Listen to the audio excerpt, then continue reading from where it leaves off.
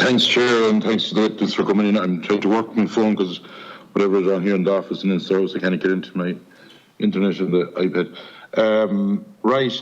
You said, Mr. Maloney, before that, I'm just looking back on the last meeting, that there was 10 to 11,000 tonnes around Ireland. Give me a breakdown of that. In Kerry Cork area, how many tonnes is sitting there? I don't have the breakdown to hand, but in all our contractors' yards at the beginning of the 2021 Bring Centre season, we'd have had approximately 10, 11,000 tonnes carried over. I have looked around, and I don't know, say, the plastic that's in Mr. Walker's yard, who owns that? We own some of it, and some has come from other sources. So the plastic that's our responsibility, we will look after. At the moment, is the liquidator. How many tonnes is that? We would say no more than 1,000 tonnes. Of the material that's in Walker's yard is our responsibility. No more than 1,000 tonnes. Yes. Because I have counted around the country as best as possible. Am I correct in saying that plastic went 7,000 tonnes went to Littleton from Kilkenny? Is that correct in saying? No, it's not correct in saying that. What went? I don't have that figure to hand, but a small quantity would have gone this year from our contractor in Kilkenny. You must remember AES only opened around 5 weeks ago. So in total, AES have probably taken 1,000, 1,200 tonnes in that period. So that's what's gone there. But in what you have contractors in Cavan as well, is that correct? That's correct. And when I'm adding up around this country, between say the plastic that ye be accountable for and private plastic, there's at least, and I think I'm being pretty conservative, at about 25,000 tonne. Is that concerning? We can only concern ourselves with our own plastic, and we're very comfortable that we can recycle everything that we've carried over and everything that we're going to collect this year. The private collectors will have to manage their own business when it comes to their plastic. If the levy is paid on any plastic, can be a private collector or whatever, can they bring it to the Bring Centre? So if they have I'm a contractor in the line of bailing, and I know that we have to get the numbers for the people we do the work for, to give it to them so they can bring their bit of plastic to the different places that you supply around the country, which is a very good service, may I say. But if private operators have quantities of contract with that levy paid, can they bring that to the Bring Centres? Independent collectors cannot bring material into the Bring Centres. Even though that they got it from a farmer and the certificates, or that the numbers are with it, that the levy was paid in it? Well, if an agricultural contractor, for example, is doing a job on behalf of a farmer and bringing his plastic waste into our Bring Centre, along with all the details of the farmer, we'll take the plastic in that instance, but we will not take large volumes of material in from independent collectors who are in effect our competitors. If at 38 euro a tonne, the chairman talked about there, how much a tonne is the levy working out at from the people that import the plastic? How much a tonne do they give to you? Firstly, I have to take issue with the chair there. That was commercially sensitive information that shouldn't have been revealed to this committee. So I'm not going to discuss what we pay to recyclers in terms of gate fee or pay to our contractors. But other broad questions. Excuse me, Mr. Maloney, the figure I gave was the gate fee that's been charged in the Littleton recycling plant. And that was told to me yesterday, and that was told to me on a visit to the recycling plant. And I told the people there that I would be telling the members of the committee what the figure was. So that's the only figure that I quoted at the meeting, just to be clear. Yeah, that may be so, Chair, but as far as we're concerned, that's commercially sensitive information that should not have been revealed to the committee. Well, I beg to differ, because we have to ensure that there's value for money got here, and there's a lot of plastic in yards around the country.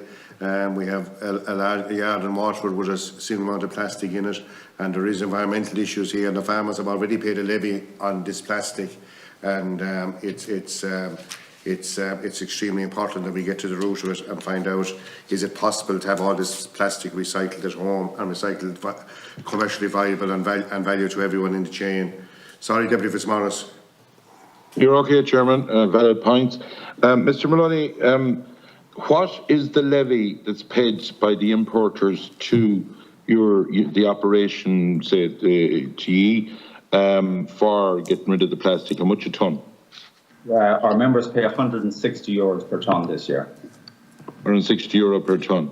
And farmers were paying roughly 50, wouldn't that be fair to say? That's right, yes. About €210 a tonne. Going by the figures I'm looking at, with what the chairman revealed to us, and with the collection of it, because I'd have a good idea what the general run. I'm not telling you, I don't want any figures from you. And for baling it, it would look as if things went well in this country here this year, that there would be enough and surplus out of the what the farmers are charged when they buy the plastic, rather than charging them at the bring point. Would that be fair to say? Well, what I can say is this year we intend to generate something in the region of 5.3 million in income from levy and collection charges, and we will spend all of that on collecting and recycling our own plastic. But the question I am asking is that I know the figures that were involved if you had to export it. I understand that it could be 70, 80 euro a tonne to export it for transport. I know that the centres in the UK were 50 euro or 50 sterling, I would think, to take it in. And I know what it costs to bale it because I've done a bit of research on the baling. And the figures would be far more substantial than if we could do it here ourselves. Why would we be going for more money then if it's costing us a good bit less, that the farmer wouldn't have to pay when they'd be bringing the plastic to the bring centres? Because as well as paying for the gate fee, we have to pay for the transport costs to the recycling facility. We have to pay to collect the material, which is another charge. And we've also, in many cases, to pay our contractors to bale the material. And on top of that, we have to run our office and advertise the service. We're a not-for-profit body. We give audited accounts in every year to the Department of Environment. They're very happy how we operate. And I can assure you that every cent we generate this year, we will spend on both collecting what we collect this year and recycling what we recycled this year and what we've carried over from last year. Yeah, going by the figures I would be looking at, that if you get €160 a tonne, to well cover transport, to cover baling, to cover paying the gate fee, and to basically to cover all the different things. That's why I can't understand why we're charging farmers, but look, that's for a different day. Let's look at this year in detail. We can do that as a committee later on, how it's going for the farming community. The last day you were in, we spoke about, and that's why he was being brought in, because we were contacted. Mr. Walker, you spoke, it was actually I that asked the question about what we're doing, or have we green plastic or whatever, and you went on to say that we push it through with trammel, and it was going out as green waste, which looked to be a great idea, to be quite frank about it. But my understanding is that there was 20 containers that you'd be aware of, even when you came into the committee, that went out since January, that because of new EU regulations changed everything, and that was sent back. Is that correct? There was actually 10 containers in relation to Walker's sent back. So this was Walker's material. It was sent back because, as you quite correctly say, the legislation changed and the authorities didn't consider it green listed anymore. Those 10 containers went back into Dublin Port. We were asked by the authorities to assist, and we did assist, and we moved those 10 containers down to Littleton, where the material is being recycled. Yeah, well, the day that you were in speaking to me, you were saying that Walker's were turned into green waste, but that green waste was gone for a few months at that stage, wasn't it? They hadn't exported material for 5 or 6 weeks, but they were working to put a bond in place to try and export material as amber listed, but unfortunately they weren't successful. Yeah, but I'm talking about recycled that went through the trammel as green waste. It wouldn't be accepted because of the new EU regs. Is that correct? That's correct, yes. So we had a different ball game even at the last meeting when you were in. We had no different ball game. Everything we said at the last meeting we stand over. Unfortunately, since then, Walkers have gone into liquidation, and we have to make alternative arrangements now for material that previously we would have sent to Walkers. It'll have to go to other recyclers, and we're very happy that we'll be able to do that. In relation to your organisation or the IFFPG, How many different farming groups is represented on your board? One, the IFA.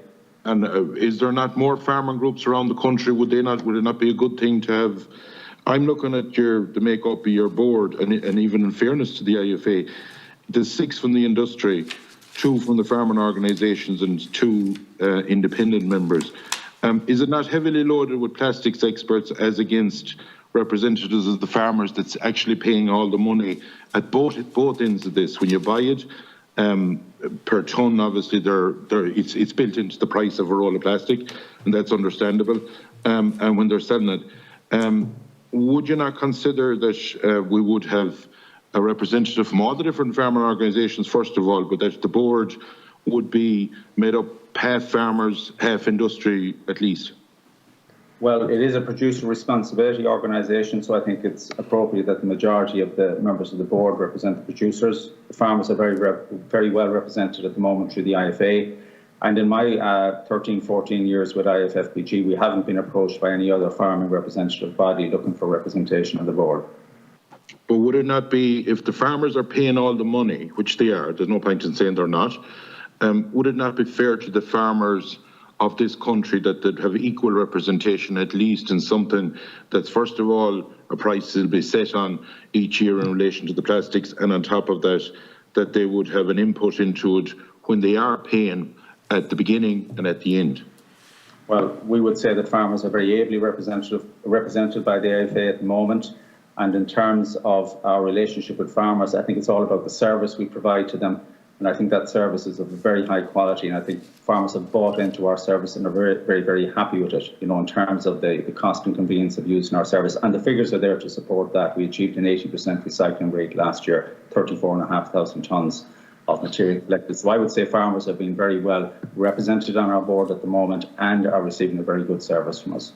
I would say that it would be where the department, in my opinion, and I don't know whether it's plastic that levies is being paid on, but you also noted the last day, in fairness to you, that I asked the question about plastic coming in across the border, which is hard to put a figure on, and I understand that fully. But I would think that it'd be a worthwhile exercise that the department needs to do, and I presume you agree that we need to go around and see how much plastic is around the country, because going by the figures that I'm looking at, there's an awful lot more. You say that there's only 10 or 11,000, I have to take your word for that. But we need to get on top of this. Do you think, or say you'd have been liaison probably with Littleton, where our chairman was, if they get to the figures that they are talking about, I presume that's going to solve a lot of the headaches in the plastic industry. Would you agree? I think so, yes. I mean, I think AES represent potentially a major part of the solution.